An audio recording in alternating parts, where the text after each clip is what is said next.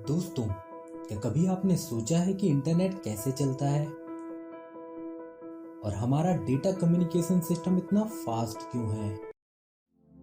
हमारी पृथ्वी, जहां हम रहते हैं, वहां नेटवर्क का एक जाल सा बिछा हुआ है जिसे हम इंटरनेट कहते हैं।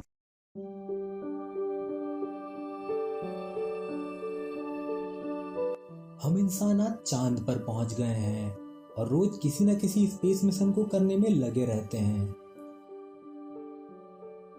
बायोलॉजी यानी जीव विज्ञान और चिकित्सा के क्षेत्र में हमने बहुत तरक्की की है।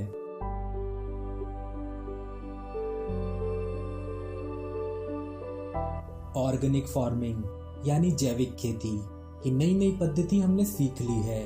आज हमारी एग्रीकल्चर टेक्नोलॉजी मानव जाति के लिए वरदान साबित हो रही है।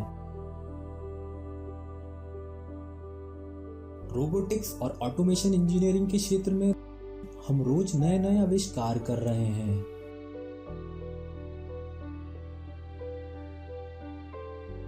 आज हम सूचनाओं को पल भर में सर्च कर लेते हैं और देश और दुनिया की खबरों को घर बैठे ही देख पाते हैं।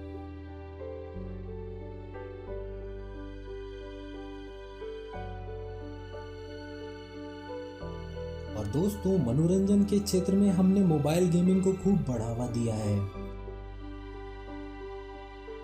और आज हम छोटे से पोर्टेबल डिवाइस में बड़े से बड़े वीडियो गेम को आसानी से खेल पा रहे हैं।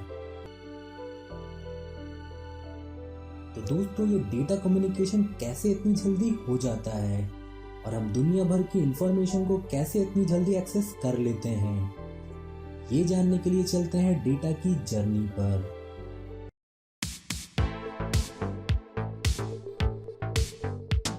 तो दोस्तों, आज हम चलेंगे 8,431 मील दूर यानी कि 13,500 किलोमीटर दूर।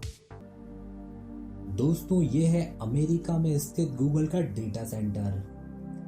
ये डेटा सेंटर वही है जहां हमारे सर्वर कंप्यूटर रखे होते हैं और ये सर्वर कंप्यूटर ही हैं जो हमारी डेटा को सुरक्षित रखते हैं। दोस्तों, ये सर्वर कंप्यूटर बहुत ही पावरफुल होते हैं और यहाँ पर कई प्रकार की इंटरनल और एक्सटर्नल नेटवर्किंग की जाती है। दोस्तों, यहाँ पर एनवायरनमेंट को कंट्रोल करने के लिए कूलिंग फैसिलिटी भी होती है और इनमें कई तरह के ऑपरेशनल सॉफ्टवेयर भी लगाए जाते हैं जो लोड बैलेंस और फॉल्ट टॉलरेंस का काम करते हैं।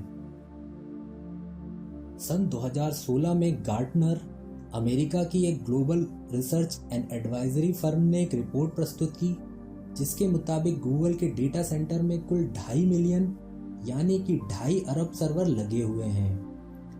दोस्तों, गूगल का डेटा सेंटर अमेरिका के डेलास ओरिजिन सिटी में स्थित है और ये गूगल का सबसे बड़ा डेटा सेंटर है जो कि सन 2006 में स्थापित किया गया था।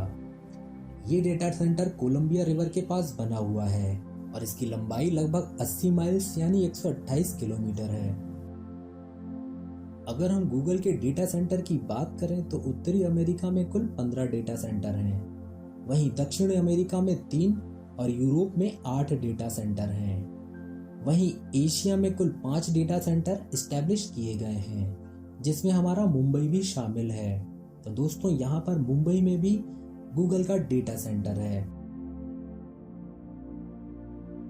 तो क्या डेटा सेंटर से हमारा डेटा सैटेलाइट द्वारा आता है? जवाब होगा नहीं। दोस्तों, हमारा डेटा सैटेलाइट से नहीं आता बल्कि उसके लिए ऑप्टिकल फाइबर केबल की मदद ली जाती है और ये ऑप्टिकल फाइबर केबल जिन्हें हम सबमरीन कम्युनिकेशन भी कहते हैं। दोस्तों, इन सबमरीन कम्युनिकेशन केबल को दुनिया भर में समुद्र के नीचे बिछाया गया है और इन्हें एक जगह से दूसरी जगह ले जाया गया है।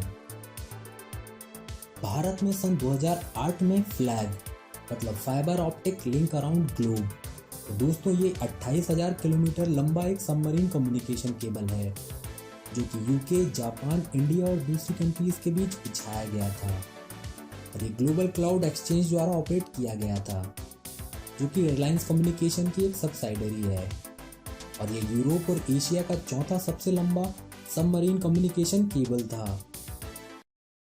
दोस्तों, इसे हम नक्शे पर समझते हैं। ये है हमारा इंडिया। आप देख सकते हैं इंटरनेट का ट्रैफिक सबसे ज़्यादा मुंबई में होता है, क्योंकि वहाँ पर हमारा डेटा सेंटर है।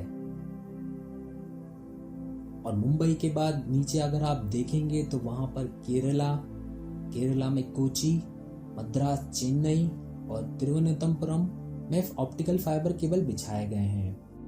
दोस्तों, ये ऑप्टिकल फाइबर केबल समुद्र में बिछाए गए हैं, तो हमारे इंडिया की वो सिटी जो समुद्र से टच करती हैं वहाँ ये फाइबर ऑप्टिकल केबल बिछाए गए हैं। ये ऑप्टिकल फाइबर केबल बाकी कंट्रीज से हमें कनेक्ट करते हैं।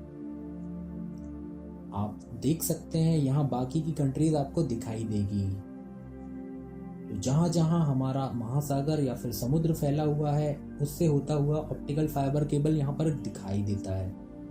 ये ऑप्टिकल फाइबर का जाल अटलांटिक महासागर, हिंद महासागर, प्रशांत महासागर में बिछा हुआ है। और आप देख सकते हैं जितनी भी कंट्रीज हैं जैसे Pakistan, Afghanistan, Saudi Arabia, Egypt, China, America, आप इस नक्शे पर सारी कंट्रीज को देख सकते हैं कि कैसे कंट्रीज आपस में एक दूसरे से ऑप्टिकल फाइबर केबल के माध्यम से जुड़ी हुई हैं। तो इस तरह से पूरे समुद्र में सबमरीन कम्युनिकेशन केबल बिछी हुई है। दोस्तों, इन सबमरीन कम्युनिकेशन केबल को बड़े बड़े जहाज़ों द्वारा बिछाया जाता है। अगर केबल में कहीं कोई फॉल्ट हो जाए या फिर केबल को समुद्री जीव द्वारा नुकसान पहुंचा दिया जाए तो सबमरीन के द्वारा उसे रिपेयर भी कर दिया जाता है। अब जबकि आपका data successfully optical fibre cable की मदद से मुंबई आ गया है, तब आप इंटरनेट सर्विस प्रोवाइडर यानी कि ISP की मदद से इंटरनेट कनेक्शन ले सकते हैं। अब इंटरनेट सर्विस प्रोवाइडर आपको ब्रॉडबैंड कनेक्शन या फिर वाईफाई कनेक्शन दे देगा और सेलुलर टावर की मदद से आपको डेटा मिल भी जाएगा। लेकिन दोस्तों, आपको एक बात और जाननी होगी। ऑप्टिकल फाइबर केबल में डेटा लाइट के फॉर्म में ट्रेवल करता है और हमारा कंप्यूटर डिजिटल फॉर्म यानी कि इलेक्ट्रॉनिक फॉर्म को समझता है। और जब सेलुलर टावर में सिग्नल आपके मोबाइल या कंप्यूटर में आएंगे तो वो इलेक्ट्रोमैग्नेटिक वेव के फॉर्म में होंगे और उन्हें हमें इलेक्ट्रॉनिक फॉर्म में कन्वर्ट करने की ज़रूरत पड़ेगी। इसके लिए हमें ज़रूरत पड़ेगी डिवाइस की जो कि सिग्नल को कन्वर्ट कर दे, और यहाँ पर हम मॉडेम या फिर राउटर का यूज़ करेंगे। दोस्तों, यहाँ पर राउटर एक राउटिंग डिवाइस है और ये सिग्नल को पैकेट के फॉर्म में आपके कंप्यूटर तक भेजता है। और साथ ही सोर्स और डेस्टिनेशन डिवाइस के बीच में सबसे छोटा रास्ता कौन सा है ये भी राउटर ही डिसाइड करता है। तो दोस्तों, ये राउटर जो है वो IP एड्रेस के बेस पे काम करते हैं और ये IP एड्रेस 32 बिट का एक लॉजिकल एड्रेस होता है और हमारे राउटर IP एड्रेस के बेस पे ही पैकेट को आगे फॉरवर्ड करते हैं। तो दोस्तों, इस तरह से हमारा डेटा कम्युनिकेशन इतनी इजीली हो पाता है और हमें सारी इंफॉर्मेशन इतनी जल्दी मिल जाती है। अगर आपको हमारा ये वीडियो अच्छा लगा हो तो इस वीडियो को लाइक करिए और हमारे चैनल को सब्सक्राइब करिए। वीडियो देखने के लिए धन्यवाद। मिलते हैं नेक्स्ट वीडियो में।